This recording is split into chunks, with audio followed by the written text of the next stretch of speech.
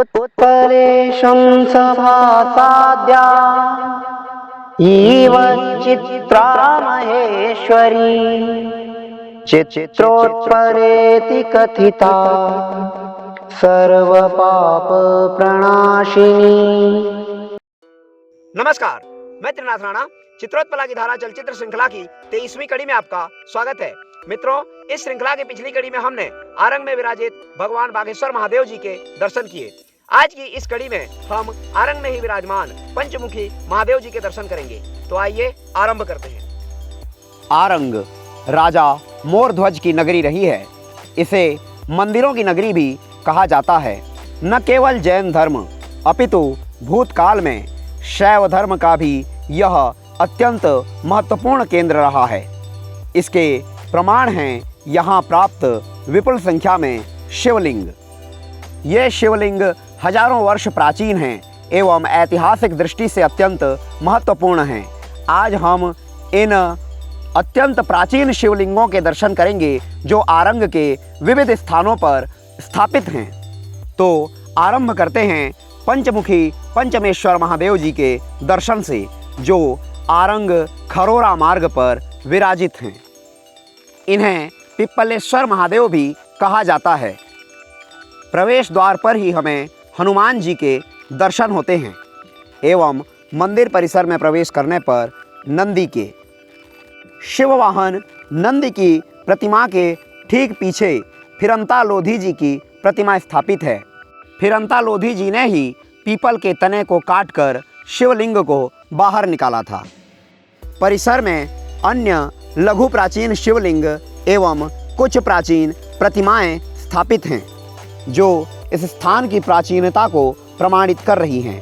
हम देख रहे हैं एक पुरुष प्रतिमा जिसका शीश खंडित है एवं उनके पार्श्व में एक युगल प्रतिमा, इनके भी शीश खंडित हैं। इन्हीं प्रतिमाओं के निकट दो लघु शिवलिंग स्थापित हैं। अश्वत्थ वृक्ष के नीचे यह शिवालय निर्मित है, जहां समक्ष नंदी की एक अत्यंत प्राचीन प्रतिमा है। समक्ष भित्ति पर एक अत्यंत प्राचीन देवी की प्रतिमा जटित है। वस्त्राविष्ठित होने के कारण प्रतिमा की सूक्ष्मता हम नहीं दिखा पा रहे हैं। मंदिर की भित्ति पर ही फिरंता लोधी जी का छाया चित्र लगा हुआ है। कहते हैं कि फिरंता लोधी जी के स्वप्न में पीपल वृक्ष के तने के भीतर शिवलिंग होने के संकेत मिले थे। जब उन्होंने यह बात लोगों के समक्ष रखी तब लोगों ने उनका विश्वास नहीं किया। 27 फुट परिधि के अश्वत्थ वृक्ष के तने को जब उन्होंने पूर्व दिशा से गुहाकार काटा तब उसके भीतर उन्हें शिवलिंग के दर्शन हुए। यह घटना सन 1952-53 की है। हम दर्शन कर रहे हैं भगवान पिप्पलेश्वर महादेव जी का। शिवलिंग देखने पर अत्यंत प्राचीन प्रतीत होता है। लोगों के मन में इस स्थान के प्रति एवं भगवान शिव के प्रति अपार आस्था है। आगंतुकों के जलपान एवं भगवान शिव के अभिषेक के लिए जल की व्यवस्था करने का जब विचार आया और यहाँ बावली निर्माण के उद्देश्य से जब खुदाई आरंभ की गई तब पूर्व में ही निर्मित एक बावली प्राप्त हुई जो मिट्टी से पट गई थी। बावली की लंबाई 30 फुट, चौड़ाई 29 फुट एवं गहराई 40 फुट है। नीचे उतरने हेतु सीढ़ियां बनी हुई है। इस स्थान पर प्राचीनता के साक्ष्य स्वरूप कुछ अत्यंत प्राचीन प्रतिमाएं भी स्थापित हैं। यथा एक लघु देवालय में स्थापित योगी की यह प्रतिमा, जिसे स्थानीय लोगों ने ब्रह्मा की प्रतिमा मानकर इस देवालय में स्थापित किया है। इनके पार्श्व में ही एक और लघु देवालय है जिसके भीतर एक अत्यंत प्राचीन एवं क्षरित प्रतिमा स्थापित है। इस स्थान को पंचमुखी शिव मंदिर के नाम से भी जाना जाता है। इसका कारण शिवलिंग के 5 मुख होना नहीं अपितु यहाँ 5 अत्यंत प्राचीन शिवलिंगों की प्राप्ति होना है, जो कि इस देवालय में स्थापित किए गए हैं।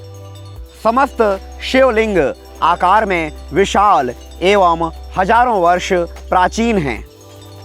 प्रथम शिवलिंग पिपलेश्वर महादेव के नाम से जाने जाते हैं, जो कि पीपल वृक्ष के तने के नीचे बने स्थान पर स्थापित हैं। 3 शिवलिंग यहाँ स्थापित हैं, जिनके चारों ओर एक मंदिर का निर्माण करवाया जा रहा है। नवनिर्मित इस मंदिर में 3 विशाल एवं प्राचीन शिवलिंग स्थापित है। सुंदर प्रतिमाओं से इस मंदिर को सुसज्जित किया जा रहा है। आशा करते हैं शीघ्र ही यह लोगों के आकर्षण का केंद्र बनेगा। अत्यंत सुंदर प्रतिमाओं की रचना जारी है। प्रथम शिवलिंग अश्वत्थ वृक्ष के तने में एवं 3 शिवलिंग इस नवनिर्मित मंदिर में विराजमान हैं। पंचम लिंग इस लघु देवालय में विराजमान हैं। इस प्रकार इस स्थान में अत्यंत प्राचीन 5 शिवलिंगों के मिलने के कारण इस स्थान को पंचमुखी शिव मंदिर कहा जाता है। इन 5 शिवलिंगों के दर्शनोपरांत हम अब अन्यत्र स्थापित शिवलिंगों के दर्शन करेंगे।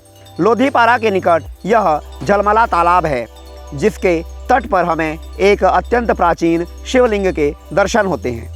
स्थानीय लोगों की जानकारी के अनुसार कुछ ही दूरी पर एक मोबाइल टावर लगाने के लिए जब खुदाई की जा रही थी, तब ये शिवलिंग वहाँ प्राप्त हुआ, जिसे लाकर इस स्थान पर स्थापित किया गया है। यहाँ से कुछ ही दूरी पर एक और लघु शिवालय है, जहाँ एक और अत्यंत प्राचीन शिवलिंग स्थापित किया गया है। ये समस्त शिवलिंग हजारों वर्ष प्राचीन हैं। यहाँ से पूर्व दिशा में कुछ ही दूरी पर एक और सरोवर स्थित है, जिसके तट पर भगवान ज्ञानेश्वर महादेव नाम से एक और प्राचीन शिवलिंग विराजमान है। सरोवर के तट पर स्थित इस मंदिर के निकट एक लघु उद्यान भी विकसित किया गया है, जिससे मंदिर की सुंदरता बढ़ गई है। मंदिर भले ही अर्वाचीन है, किंतु उसे सुंदर प्रतिमाओं से विभूषित किया गया है। प्रवेश द्वार के निकट हम अपने वाम हस्त की ओर पंचमुखी भगवान महादेव जी के दर्शन कर रहे हैं, एवं अपने दक्षिण हस्त की ओर हम दर्शन कर सकते हैं पंचमुखी हनुमान जी के। गर्भगृह में अत्यंत प्राचीन शिवलिंग के दर्शन होते हैं, जो भगवान ज्ञानेश्वर महादेव जी के नाम से विख्यात हैं। गर्भगृह भी सुंदर प्रतिमाओं से सुसज्जित है। इसी प्रकार से नगर के मध्य में भुवनेश्वर महादेव जी के नाम से भी एक अत्यंत प्रसिद्ध मंदिर है। मंदिर का जीर्णोद्धार किया गया है, परंतु वर्तमान समय में भी इसके भीतर अनेक प्राचीन प्रतिमाएं हैं, जिनमें से नंदी की प्रतिमा एवं भगवान गणपति जी की प्रतिमा प्रमुख है। पूर्वाभिमुखी इस मंदिर के मुख्य गर्भगृह में एक विशाल एवं अत्यंत प्राचीन शिवलिंग स्थापित हैं, जिन्हें हम भगवान भुवनेश्वर महादेव जी के नाम से जानते हैं। इसी प्रकार बागेश्वर पारा में भी एक लघु शिवालय स्थित है, जहां विराजमान हैं भगवान राजराजेश्वर महादेव जी। ओम नमः शिवाय।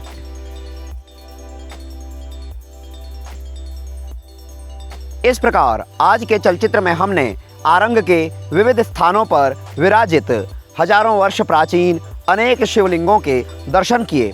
आगामी चलचित्र में हम आरंग के लोधीपारा में बरम बाबा मंदिर में स्थित अत्यंत प्राचीन प्रतिमा खंडों का अवलोकन करेंगे। इसके साथ ही आरंग के विविध स्थानों पर उपस्थित अनेक लघु मंदिरों में प्राचीन प्रतिमा खंडों का भी अवलोकन करेंगे। तो बने रहिए हमारे साथ। वीडियो को देखने के लिए आपका बहुत बहुत धन्यवाद।